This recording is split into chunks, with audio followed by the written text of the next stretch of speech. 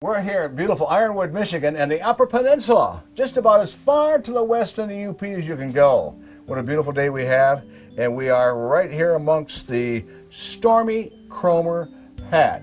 Now, if you folks don't know what that is, and a lot of you guys may not, and a lot of you do. But anyhow, we're here with Bob Jack Quartz, and dang it, it's nice to see you. Yeah, it's great you guys came. It's a long way, I know, from it is a all long the way way down the other end of the state. And you get down that way once in a while. Yes, I do. I was down there last month, and I'll be down there in 2 weeks. So. Okay, and we're here to talk about the Stormy Kromer hat. How it got started, who started it, why it's a Stormy Kromer hat, and what a nice hat, a warm hat, I'm told they are. Well, people read the story and sometimes smile and think, boy, they really made up a cute story, but it's actually the real story. I mean, there really was a guy named Stormy Kromer, and his name was George Kromer, and he got the nickname Stormy for liking to be outside in the cold weather, not really for making a hat. But he was a baseball player. Yeah. His passion was baseball. His life's existence came from being in the railroad. And so he worked on the railroad and had no hat to wear, had no uniform hat that in the turn of the century, this is the 1900s, so there was technically no workman's hat for cold weather. And so there were tassel hats, but then there were cowboy hats and fedoras and all those things, but there really wasn't a winter hat that belonged to a uniform. So he had his wife put ear flaps on a baseball hat, is how the whole thing started. And the way I hear it, he went to the railroad yard the next day, and a couple of his friends said, can you make me a couple? And then he brought dozens in, and his wife couldn't keep up, and he started a factory. A true entrepreneur. Yes, exactly. That was in Kaukauna, Wisconsin, which was really close to Green Bay. It's a little city, kind of like your town is, but that's unknown, but next to Green Bay. And then sometime in the 20s, they moved to Milwaukee and put a factory together, and he became, left the railroad and became the owner of the Kromer Cap Company. Yeah. Then in the mid-60s, he sold it to someone else, a guy named Dick Grossman. And then Dick Grossman owned it until 2001. But what ended up happening during that time, while all of that manufacturing is going down in the Milwaukee area, most of the hats are coming up this way. This is where the cold weather is. The traditions are starting up here. Northern Wisconsin and the Upper Peninsula, that during this 100-year time, there are traditions of families wearing them and fathers wearing a hat like his son and grandfather and deer camp traditions. And so what they missed in Milwaukee was the passion for the hat that was going on up here. They were just far enough away that they just weren't getting it. But the size of the sales of this hat were very, very small in 2000, and it was right around 2000 when they decided to quit making this hat. See, the Kromer Cap Company then evolved into the hat company that makes the welders' hats. If you think about a welder wearing a polka dot cotton hat, can you picture that? Well, not really. Okay, if you go into a welding shop, there's a cotton cap that a welder wears. It's typically very brightly colored, but it's like a cotton painter's cap, and they wear it to protect their hair from getting burnt. That's the same company. So the company put their emphasis on the welding cap and said, we're going to stop making the winter. They called it the blizzard cap. Okay. There's two local dealers here that were their biggest outlets. There's one in Bessemer, Michigan, and there's one in Ironwood. And probably their two biggest retail stores were right here. And one of the owners said to me, can you believe they quit making the winter hats? And so that's where you got involved. And I just kind of said with a smile on my face, get me the phone number, I'll buy the company.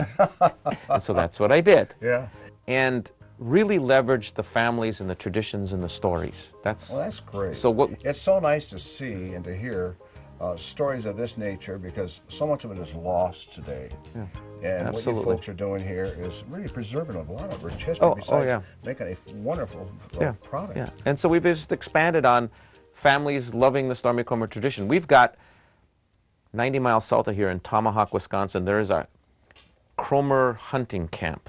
They've been doing this for 25 years, and everything about them is, they've got a Kromer cookbook, and every time they use the hard letter C, it's a K. So the Kromer cookbook is Kromer, Kookbook.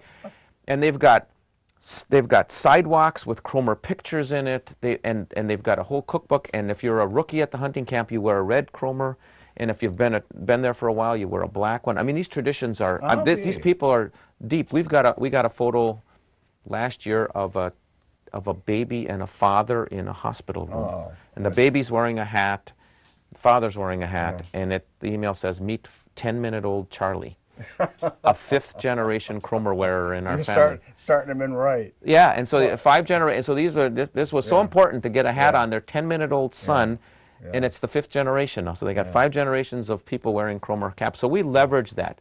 And of course, these people that all have hats might want a vest and a coat and shirts, and so we're doing all that as well. Now we're getting into another area. You have the hats. Now, a lot of the ladies today wear caps, wear hats. And you do manufacture hats for ladies. Yes, we do. So we put a shorter brim on it and put it in fashion colors. When you say fashion colors, like the pinks and the pink and the white and the black, and now this year we're putting together a line of corduroy hats for the ladies. And probably should, but tomorrow I'm flying to the West Coast to meet actually a clothing company to talk about co-branding with a brand name that everybody would know here in the ski world, and we're talking about putting some high-tech fabric on a hat like this and that should be a hot item, because a lot of the girls, a lot of the guys get out on the slopes. And I'm sure that would be a big hit. Yeah, and Ironwood also has a granddaughter. Her grandparents live in Ironwood, but who skied in the last Olympics and will be skiing in the next Olympics, and she wears a Cromer as well, Stormy Cromer. One thing about it, they don't come off going down the slope. Right, and they wear really cool backwards too. Oh yeah. Yeah, they really do. The young people look really good in them backwards, so they have a good attitude. Now you've got ladies' hats, and you have men's and ladies' attire. Where are we at, Bob? We're in our sewing factory and the cutting department. So we were over in the other building. They're about 100 yards apart. We build a variety of things here, so you don't always see Stormy Cromer caps being cut here. So this is the layup department. These guys behind you are setting fabric up. Actually, we're making dog beds. And what? Dog beds. Oh, really? Beds for dogs and cats, as you saw in our showroom over there when we were in front of us. How many folks do you employ here? About 160. Well, that helps. Now, when I bought the Cromer Cap Company, they were cutting fabrics. They were laying up Stormy Cromer into hats, the wool, into 12 layers high, drawing a pattern on top with a pencil with a template, and then using a bandsaw to cut the fabric out. Wow. And very, very slow. And now, if we take that forward, this is computer software, high-tech computer software that places pieces onto a format and nests it and puts it together. And this is a little small, but this is actually the layout of about 1,300 Stormy Cromer hats to get cut. And so this is our, there are 100 hats on this, what you see here, and then we stack it 13 layers high, and we cut 1,300 hats at a time. Wow. And that machine right there does it with, it's programmed to cut whatever shape you want. What you doing right She's there, putting Bob? the outside of the hat together, and what's really interesting about this procedure is the fact that typically when you're doing volume in the sewing industry, you have jigs and guides that allow you to set this up. We cannot get it any better than Dorlin's fingers.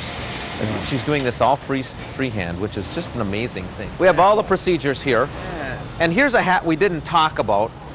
The Stormy Cromer Rancher hat. And what happened was when Stormy Cromer left the Midwest, basically it's been a Midwest hat, and got on the other side of the Rockies, there's a Canadian railroad hat that started in 1930, somewhat copying us, but they had the ear flaps on the outside, and then they had great big ear flaps on the inside that came down from the inside. Okay. So when it got really cold, these big ear flaps came down and covered your neck and everything like that. So when we went out there, the rancher, the guys out on the range wanted more neck and ear coverage than the flaps of a traditional ear flap. And actually, if you feel it, it's got thin slate inside of it. It's a little thicker and heavier. So this is the 30 below hat, Stormy Cromer hat. Right.